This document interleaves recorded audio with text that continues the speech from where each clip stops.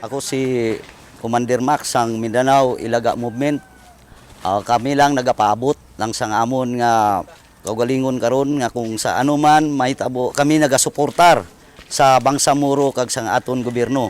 Pero kung ano man ang mahitabo sa laing grupo nga maghasik ilabi na gid sa mga Kristiyano nga mga lugar, kami handa magdepensa. So kami po hindi lumalaban sa gobyerno, hindi naman lumalaban sa kahit anong organisasyon, but din the Mindanao Ilaga Movement. Kami po ay humahanda sa lahat ng pangyayari.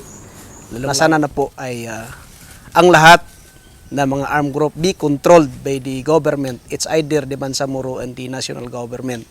So wala na po tayong magawa dahil nandiyan na yan. Sana maintindihan na rin tayo ng mga taga-nasyonal na yung mga buong tropa ng Mindanao ay humahanda na rin po sa mga pangyayaring gaganap sa mga sunod na taon. So we hope na yung buong katauhan, lalong-lalo na sa sakop ni Commander Max, na sila po ay makaintindi sa atin at maintindihan natin kung ano yung mga buong pangyayari.